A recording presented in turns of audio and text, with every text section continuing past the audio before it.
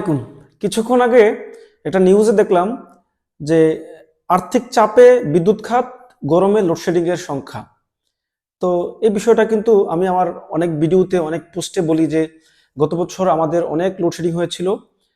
আমাদের বিভিন্ন ক্রাইসিস ছিল, আমাদের অর্থনৈতিক চাপ ছিল, যেটাকে বিভিন্নভাবে আখ্যায়িত করলো যে জ্বালানি সংকট বা বিভিন্ন যাই বলেন, আসলে মূলত হচ্ছে যে অর্থনৈতিক সক্ষমতার বিষয় ছিল একটা, যেটা বিভিন্ন দায় ছিল, বিভিন্ন প্রতিষ্ঠানের কাছে টাকা বাকি।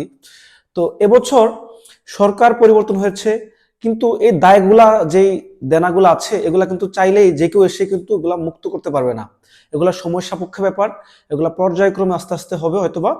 তবে এবছর কিন্তু এই যে চাপটা রয়ে গিয়েছে, এটা কিন্তু এবার গরমে কিন্তু এটার প্রভাব ফেলতে পারে, যেটা বিভিন্ন জনেরা আশঙ্কা করতেছে। তো যদিও আমার কথাটাও কিন্তু একদম অফিসিয়াল স্টেটমেন্ট না, তবে আমিও যেহেতু চাকরি করি আমারও একটা ধারণা আছে, বা বিভিন্ন নিউজ থেকে যতটুকু বুঝতে পারলাম যে এবছর কিন্তু মাত্রাতিরিক্ত লোডশেডিং হতে পারে। তো এজন্যই যাদের সক্ষমতা আছে তারা চাইলেই কিন্তু বর্তমানে নবায়নযোগ্য জ্বালানি হিসেবে যে সোলার বা সোলার সিস্টেম বাড়িতে স্থাপন করতে পারেন।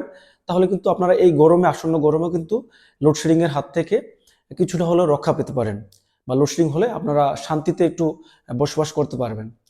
তো আশা করি বুঝতে পেরেছেন। আসসালামু আলাইকুম।